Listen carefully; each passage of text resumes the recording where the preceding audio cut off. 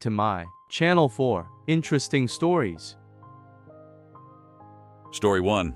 I'm so proud of my son. I-45F adopted my son, 21, when he was 12. He came from an abusive household. We just celebrated his 21st birthday. He's working on becoming a firefighter, and I couldn't be more proud of him.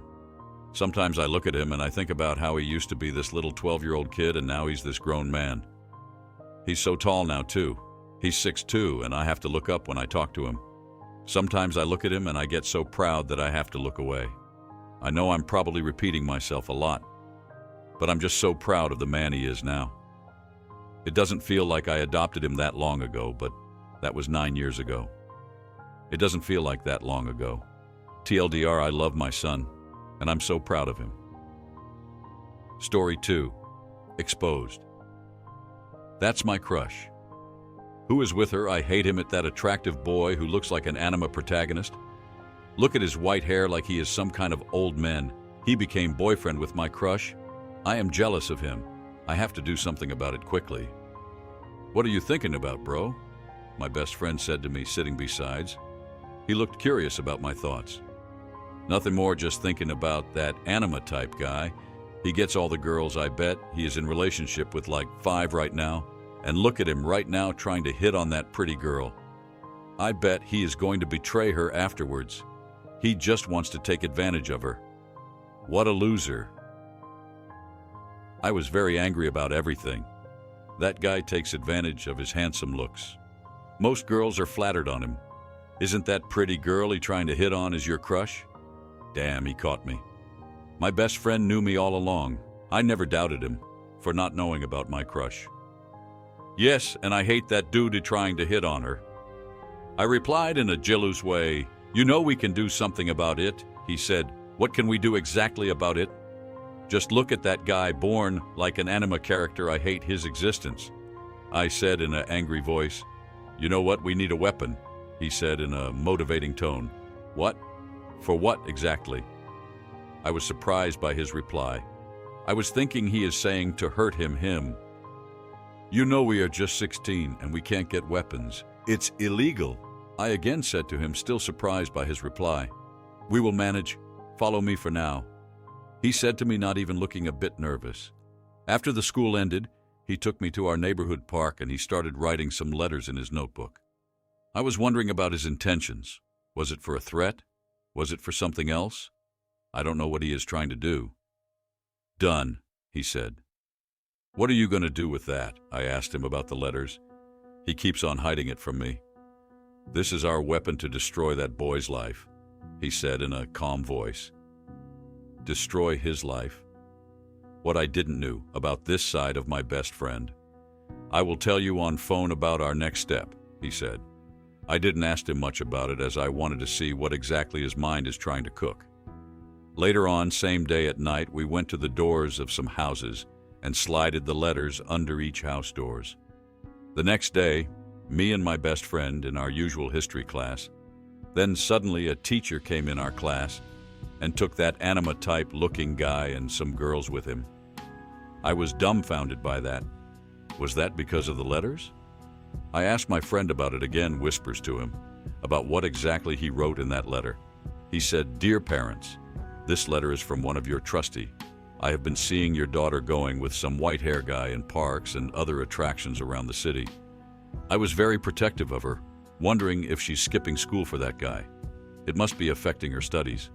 I request you to keep a check on your daughter and also check her phone and chats to keep her secure, and also come to school to talk about it if necessary."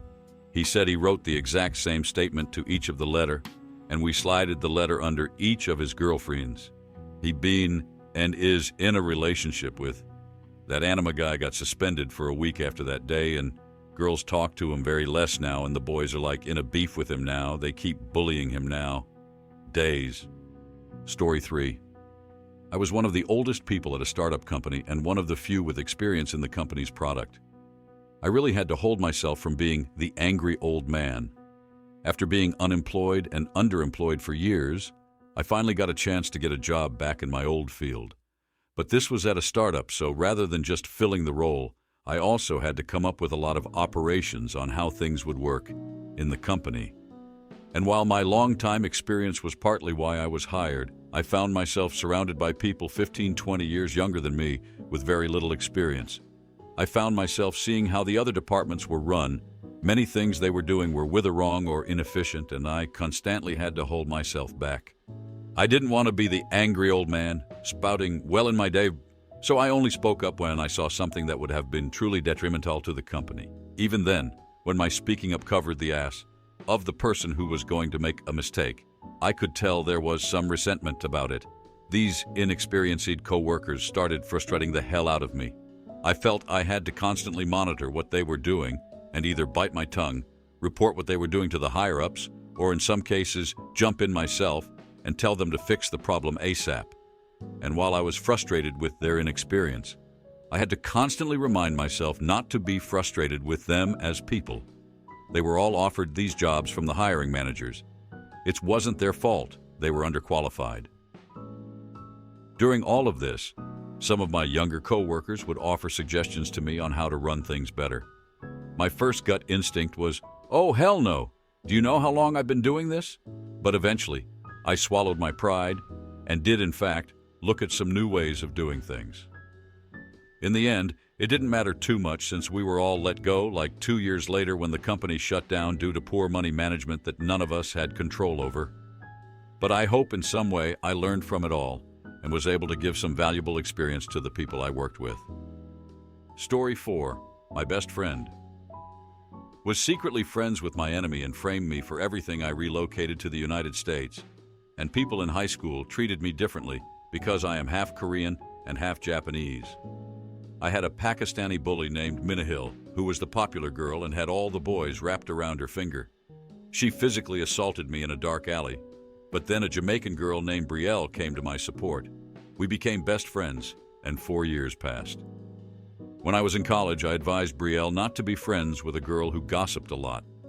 However, Brielle and Minahil collaborated to create a fake video edit that portrayed me as a liar. As a result, no one wanted to be my friend, and I felt hopeless. Even my own best friend argued with me and broke our friendship 5 times. Despite forgiving her each time, she eventually ended our friendship because of her Indian friend. Subsequently, they hacked into my account and sent themselves rude comments, framing me for it. Consequently, my teacher suspended me, leaving me heartbroken. Was I wrong? Now my former enemy, Minahil, wants to be friends with me after I became a successful top student. Should I forgive them after everything that happened?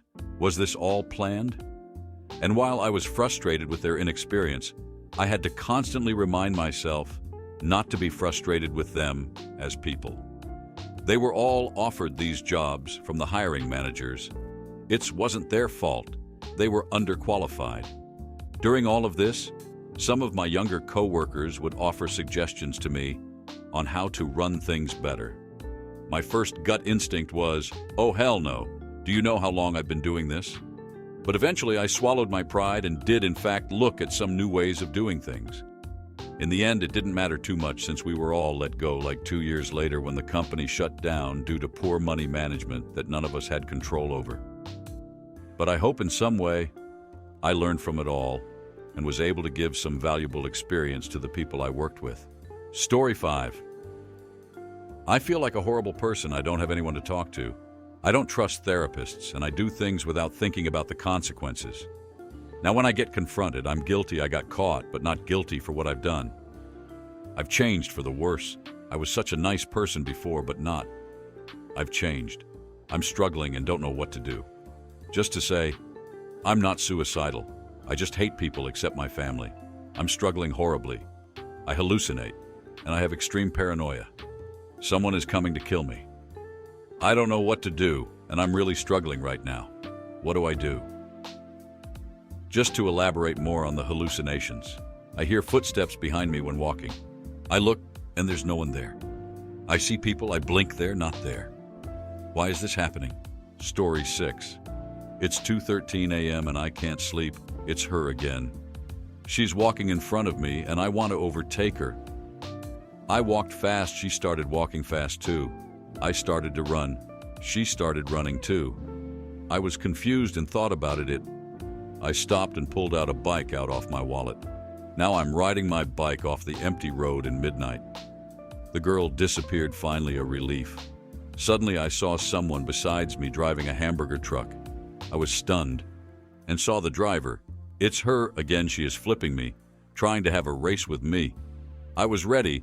I drove off my bike on the road on top speed. Her hamburger truck was too slow to catch me on. She started throwing hamburgers at me to slow me down. I was getting hit by the most, so I caught one in my half and used it to fuel my gas tank. I drove more fast now, super fast by the power of the hamburger. She was out of my sight then. Her hamburger truck suddenly appeared in front of me. I realized I was so fast I completed the whole earth in just 10 seconds. I saw her truck coming closer. No, I am going to hit it. I am going to I suddenly woke up. Man, that was pure chaos. I checked the time and it's 2:13 a.m. I can't sleep now. Story 7. I told my boyfriend about his friend's plans, plus updates. My boyfriend, 26M, we'll call Pete, has been with a group of friends we will call DG since high school. I, 25F, met them through Pete. For a bit of background, they normally plan events almost every week and invite everyone. They do game days and D&D. Over the years, Pete decided that he would only go once a month for only game days rather than D&D, and they last until midnight. I was okay with it since I normally don't go so often. There were even times where Pete would sometimes invite them over to his events to make things easier for everyone. He would go as far as giving months in advance to give them plenty of time. Eventually, DG started to plan more D&D and end of the month being game days. They told me firsthand, and I relayed the message to Pete, who was okay with that. It has been that way since I even asked 2 weeks in advance to confirm, to which they said yes, and that it was only going to strictly only be game day. They often would invite us to these events to be a part of it, which was something Pete loved. Though over time, they've been acting distance lately to us. Pete and I assumed that their jobs and left it at that, or so I thought. See, Pete and I were planning to go to surprise them after months of not going.